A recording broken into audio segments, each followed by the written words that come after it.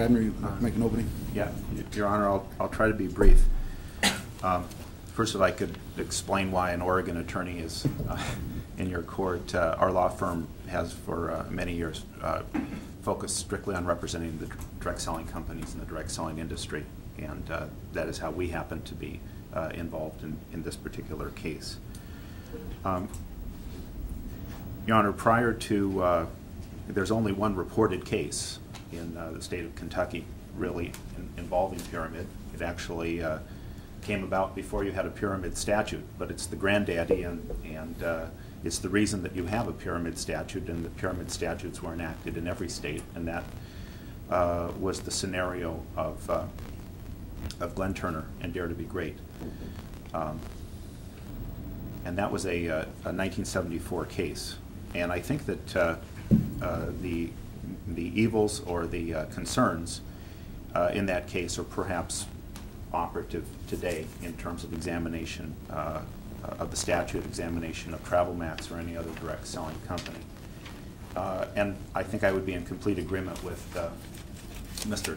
Turner as to the import of that case, which is basically this, and I think this is what the court should look at throughout the proceeding. In the Dare to Be Great case, the basic conclusion was drawn that the product which was sold was incidental to the opportunity. Really, it was a facade. It was masquerading as a real business. That really was it.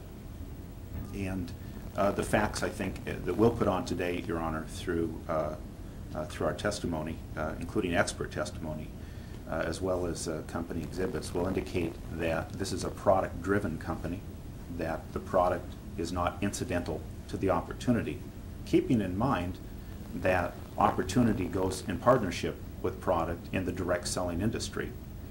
We have an industry in the United States, Your Honor, and to some extent Mr. Turner's allegations regarding TravelMax and the fact that people are permitted to join a company, are permitted to purchase product or to take orders from others, are permitted to recruit a sales organization, to receive overrides over a sales organization, and that the condition of their rising through that organization is conditioned upon their productivity, that is, their sales volume. That is how the direct selling industry works. And basically in indicting the TravelMax program, really Mr. Turner is indicting the very concept of the direct selling industry. We have experts here on that subject. But in a nutshell, Your Honor, the direct selling industry has had companies operating in Kentucky, I'm sure, for long before Glenn Turner. Companies as old as Avon, Tupperware, Mary Kay, Shackley operate exactly the same way. We'll introduce their compensation plans to you to show that people advance in those programs in the same way. They buy an at-cost sales kit, as in TravelMax, for $25. All other purchases are optional.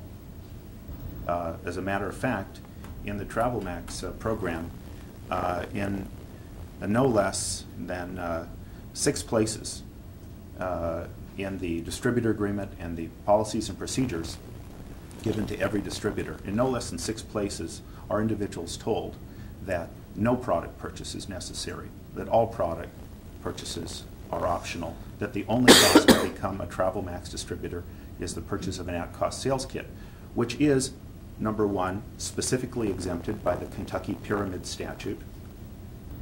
Number two, falls below the $500 threshold of the Kentucky Business Opportunity Statute.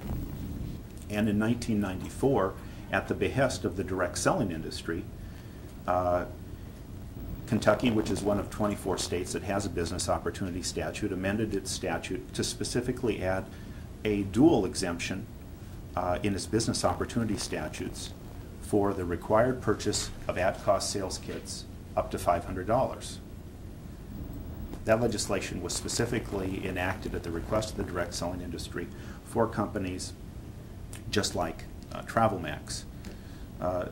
In that regard, the company would contend that the business opportunity statutes are not applicable, and many of the the allegations that relate to earnings disclosures and other things are not applicable, although we would defy the Commonwealth of Kentucky to find anywhere in the company's materials the sorts of earnings misrepresentations or projections that it is contending.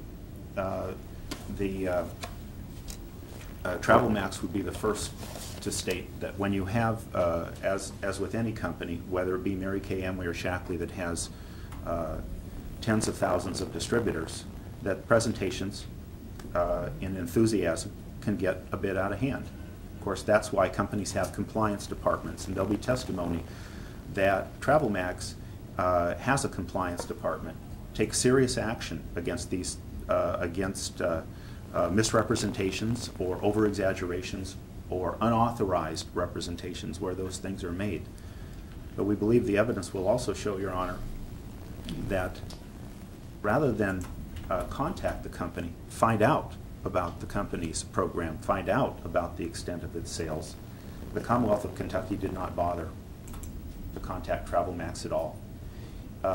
It merely went ahead, after viewing presentations by distributors, it went ahead without notice to the company, obtained a TRO, without consulting with the company, without requesting the company to be on record whether or not these representations were unauthorized, because they certainly may have been inconsistent with some of the company materials. They were not given by company employees.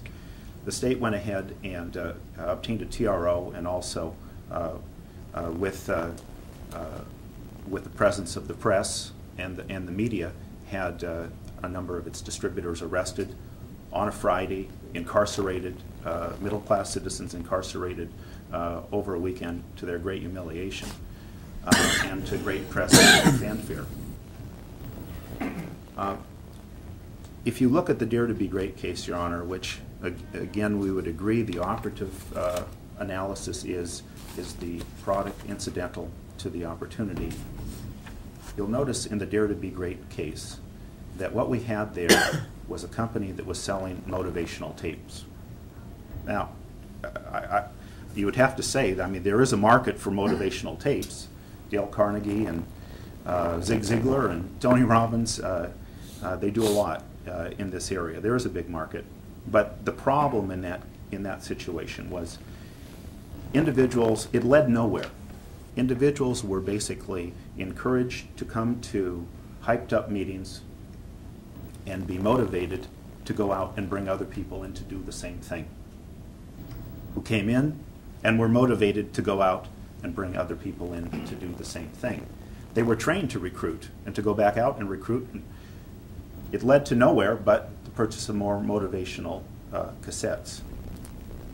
In 1995, a group of individuals from the financial investment community, including Wall Street, decided to create one of the preeminent travel services firms in the United States, and to do it through a direct selling format. And they created TravelMax. And where has that led since 1995? In approximately a year and a half, that company has risen to travel booking sales of $5 million a month. We're not talking about sales of travel tutorials or motivational cassettes. We're talking about bookings of group tours, travel bookings that a travel agency would do, which was basically their goal, to use this mechanism to lead to a major travel agency. The evidence will indicate that over that year and a half, out of 38,000 travel agencies in the United States, TravelMax now ranks in the top 10% in sales.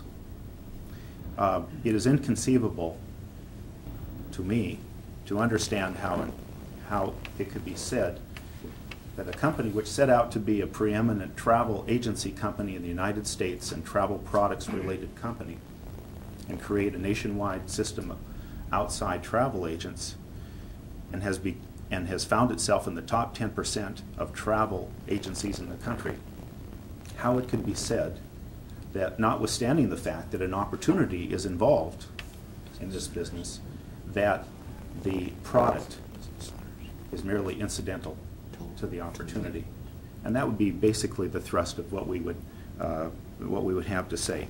We'd also note, Your Honor, that this company is under no cease and desist order in any other state. It is not under indictment in any other state. It has not been sued in any other state. As a matter of fact, I think it has very few complaints, if any, in the state of Kentucky. I think with that, Your Honor, we'll conclude and we'll put on our evidence. Before we start the evidence, let me ask you a question. I read the memo, and I got it late yesterday and read it and tried to read it thoroughly. The basic requirement is a $25, I don't know what you call it, package of some kind that you... That would be this, Your Honor, their sales kit. Then there are other things you can purchase to be very important, some representative or something. Is that how that works? The company does three things, Your Honor. The company, at this point, the company, number one, has a product which will put on evidence that people pay thousands of dollars to go to travel schools to become outside travel agents. This is the company's travel tutorial, which includes manuals and videos on the travel industry. That it sells for $470. Second product it has that it sells is a package called the Getaways package. I think Your Honor will see as we proceed. This is a package that is chock full of discounts on recreation, cruises, Disneylands, golf. It is a very substantive package. It is a product. That is a product that is sold. That sells for $475. And then thirdly, Your Honor, through the assistance of the creation of a nationwide system of outside travel agents, the company currently sells and books approximately $5 million per month throughout the United States in actual travel sales. You mean through the assistance, you calling other agents or something? Or? No. I mean their own system.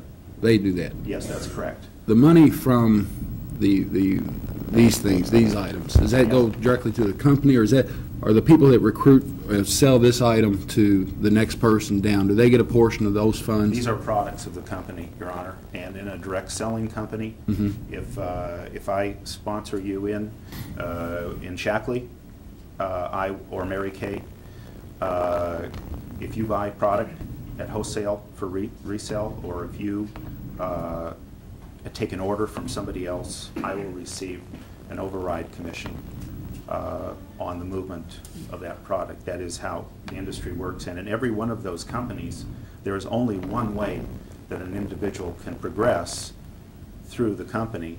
Of course, they have the right just to sell the product, but in order to get overrides, they must meet personal volume requirements, personal volume and group volume requirements. And basically, that's how it works in this company as well. When you say volumes, you mean volumes of actual travel packages that are sold? That's correct. When I'm talking about sales volume of products such as this, or travel bookings. In a direct selling industry, Your Honor, basically people are offered two opportunities. One is to sell the product and to make a profit, and the other is to build a sales organization.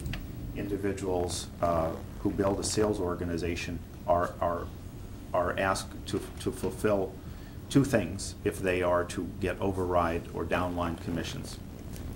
And that is, they must achieve their own personal volume. And I think when Mr. Turner says, when he speaks about a business center, he is what really he is referencing, everybody who comes into TravelMax is given a business center. That is their distributorship. In order, Meg, go to the board. Sure. 1 second. Do we have Shirley?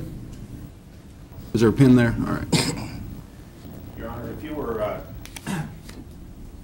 to join a company such as Amway or Shaklee or Mary Kay, you would sign up. This is your position. You're a distributor. You can sell and make money. Or you can also find another individual to be a distributor who's in your sales organization, find another to be in your sales organization, etc. There's no limit on what's called the width of the first level. Now, the sales organization continues down, and of course, it looks like a pyramid because it is a pyramid. All direct selling companies are pyramid in shape. That's all corporate organizations are pyramid in shape. And I know some of the affidavits indicated they had concern because it said this looked like a pyramid.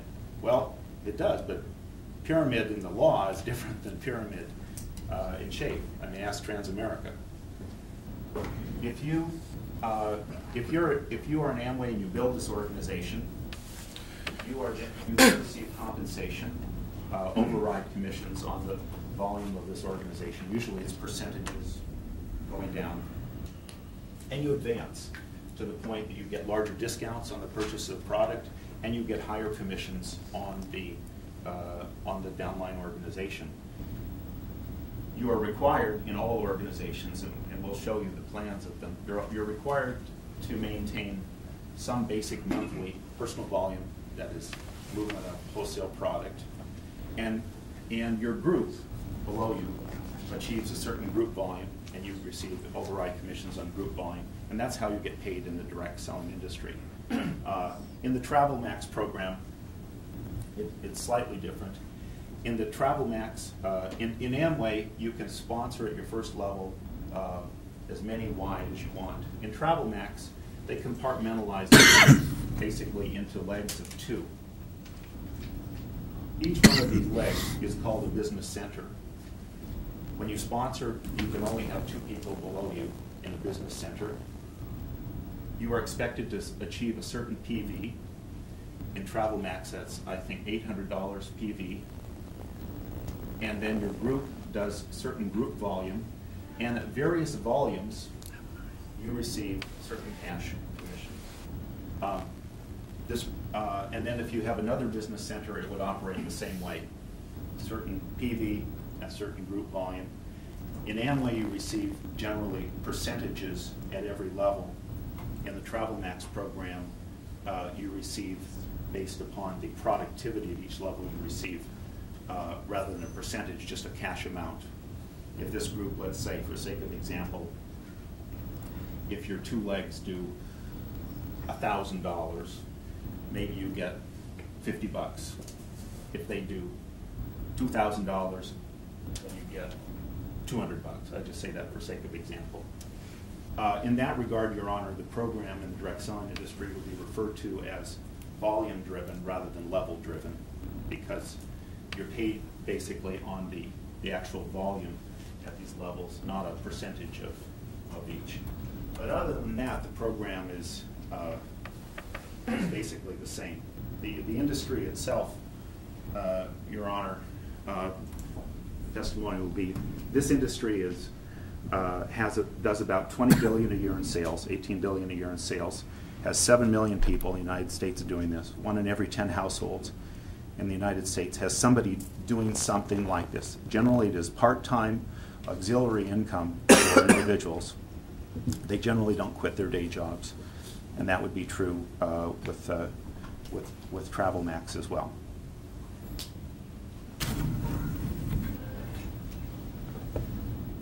All right, who's your first witness?